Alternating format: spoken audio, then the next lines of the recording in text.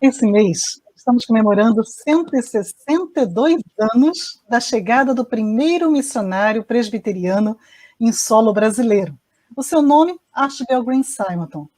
Normalmente, nesse mês de agosto, vemos muitos desses missionários e muitos deles passam pela nossa cabeça, os pastores falam sobre ele nos púlpitos, mas poucos falam das mulheres que acompanharam esses missionários e das missionárias solteiras que também vieram ao solo brasileiro e que foram também responsáveis por esses 162 anos de história. Hoje vamos resgatar um pouquinho dessas histórias.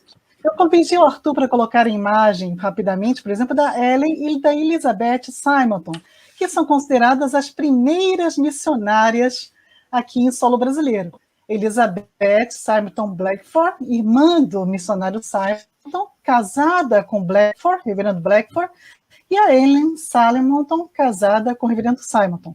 E essas teriam sido as primeiras. Por que eu digo que são as primeiras? Porque, por incrível que pareça, todas as esposas de missionários que vieram ao Brasil nesse início do presbiterianismo eram consideradas pela Junta de Missões como missionárias, tendo estudo teológico ou não. Algumas delas tinham.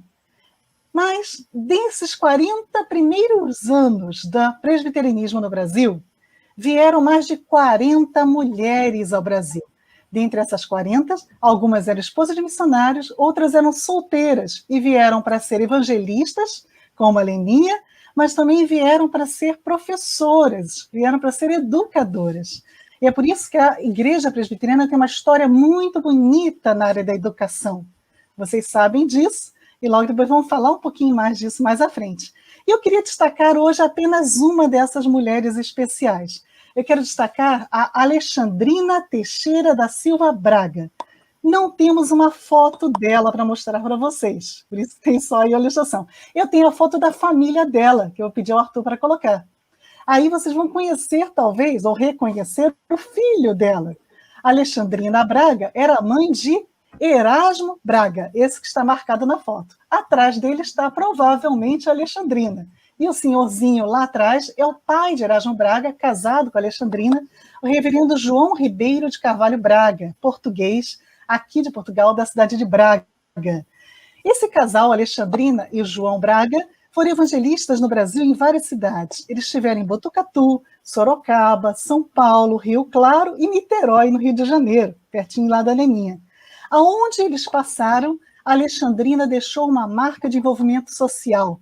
Isso é muito interessante, porque isso influenciou diretamente a vida de Erasmo Braga, do seu filho, que foi um grande pastor brasileiro também. Em Botucatu, ela foi diretora da escola, professora na escola, criadora da escola de Botucatu, e também ela escreveu artigos para o jornal Imprensa Evangélica, primeira mulher no Brasil a publicar na imprensa evangélica. Na cidade de Sorocaba, ela criou uma biblioteca que era também uma livraria, chamada Depósito de Livros, para facilitar a educação e o acesso à literatura em Sorocaba. Em São Paulo, foi professora da escola americana. E por que eu digo que ela foi a primeira teóloga brasileira do presbiterianismo? Porque ela escreveu um livro teológico chamado Comparação da Doutrina da Igreja Romana com as Santas Escrituras.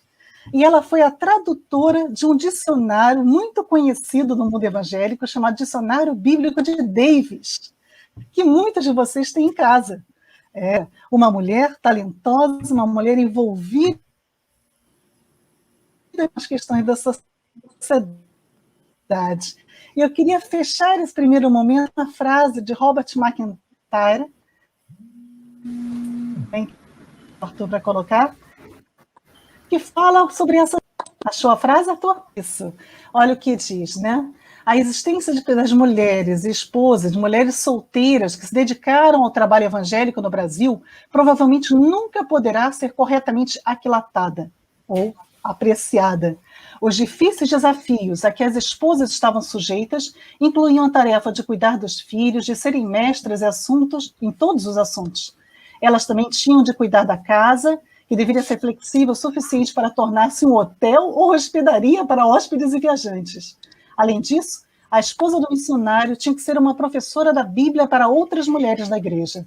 É um verdadeiro tributo à fé que possuíam essas esposas missionárias, o fato de que geralmente permaneciam firmes e podiam até mesmo sentir-se alegres em face dos problemas que enfrentavam no Brasil. Uma história de 162 anos, muito bonita. E eu queria agora ouvir um pouquinho do que essas minhas queridas colegas, Nilceia, Leninha e Dora, o que esses 162 anos de Igreja Presbiteriana no Brasil significam para vocês? Você sabe, Lídice, que você falou aqui do dicionário bíblico de Davis? Eu fiquei pensando, uau, me lembro logo que eu me converti, comecei a estudar muito a palavra, eu tenho uma capa preta assim, ele está aqui na biblioteca, não é? Fiquei tão feliz de você me lembrar desse dicionário, desse material. Hoje a gente tem o celular na mão, a gente procura tudo, né? Mas como é gostoso ter livros, eu gosto muito de livros impressos, obrigada por me lembrar desse material. E obrigada, Lídice, também por me lembrar que há 42 anos o Senhor se utilizou de hoje, meu amado Itamar, de me levar para uma igreja presbiteriana no bairro da Moca, zona leste de São Paulo. Nós trabalhávamos juntos e ele estava de olho em mim, estava me paquerando, eu sei disso, ele estava com outras intenções, mas como ele era um menino de Deus aos seus 19 anos, começou a me convidar e eu ia para a igreja dele todo domingo, e ele nada de me pedir em namoro, as coisas não aconteciam, até que num desses domingos o Senhor me ajudou, eu me rendi aos pés dele, me alcançou.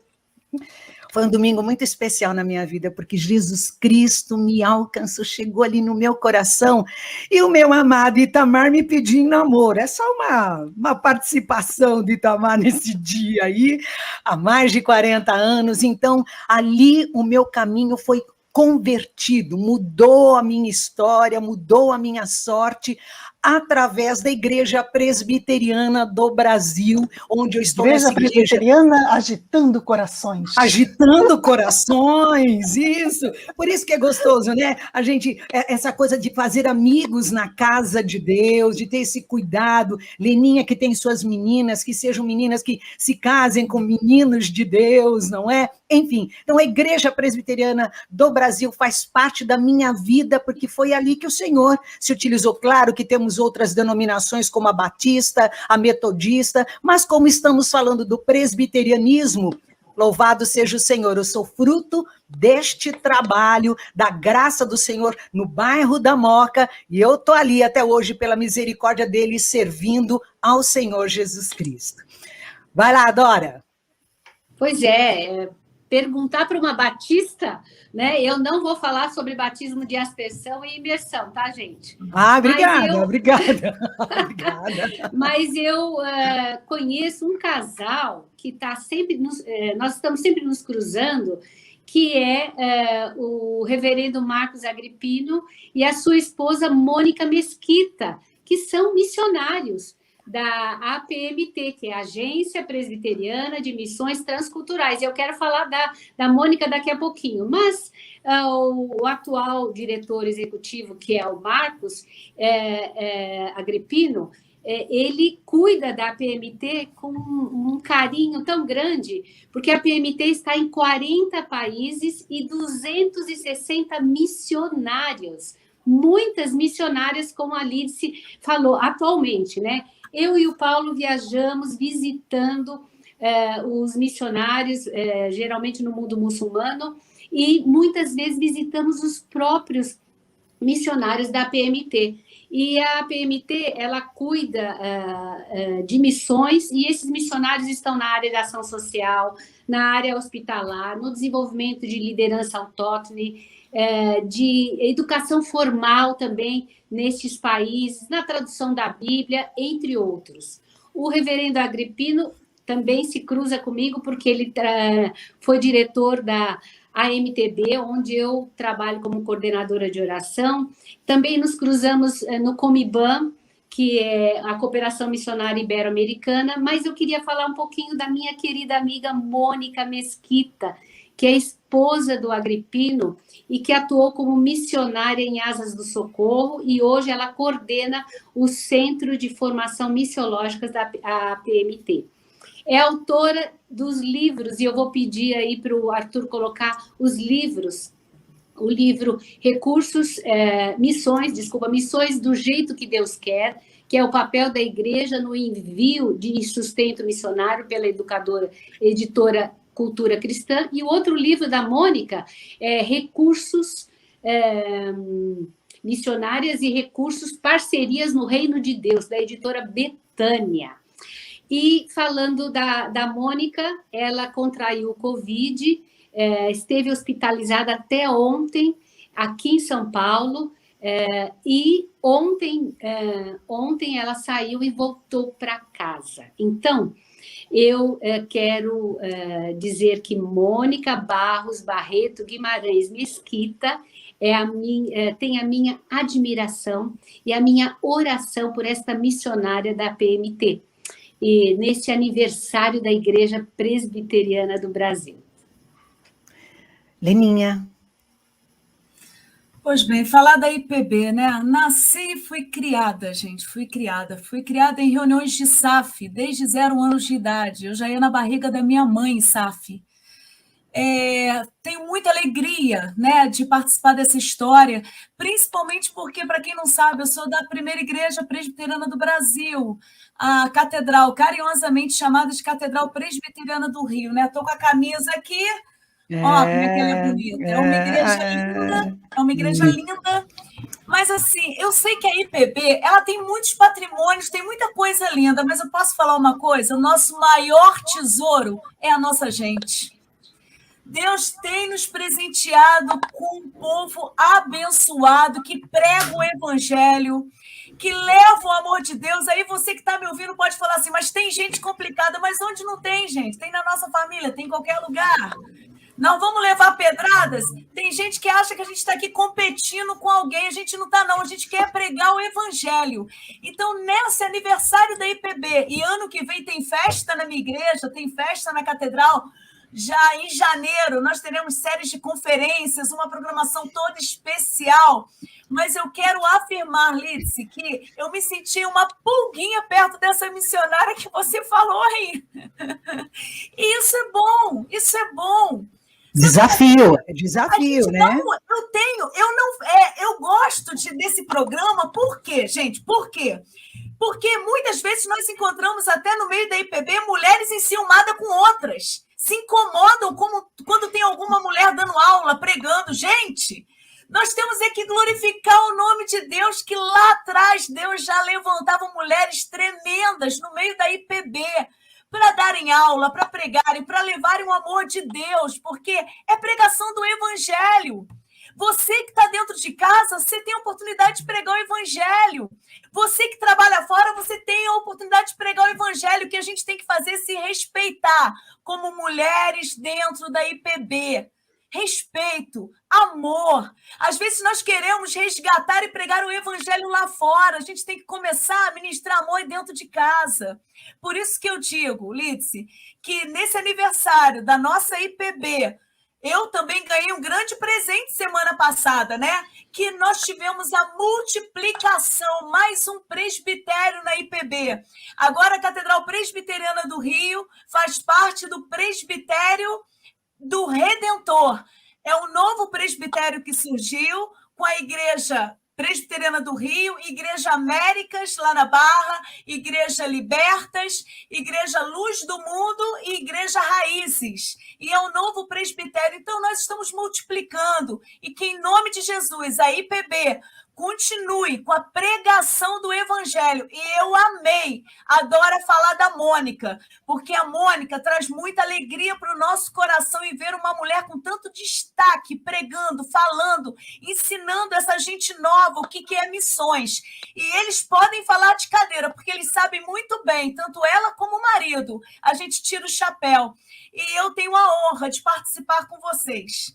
Obrigada, adoro a nossa Batistinha aí, mas é irmã em Jesus, amada demais. A Nilceia, um talento tremendo. E a Lídice, dá um banho, né, gente? Nem eu sabia da história toda da IPB, eu estou aprendendo. Entendeu?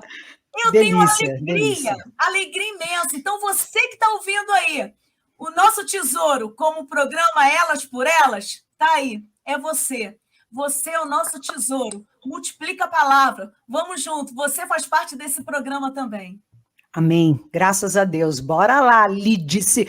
Ô, Lídice, você sabe que eu vou vendo aqui os comentários e tem uma querida que colocou que nesses dias foi inaugurada, ou deu aí o primeiro passo, mais uma igreja presbiteriana, eu não sei se é interior do estado de São Paulo, eu não sei aí o Arthur, se ele localiza esse recadinho.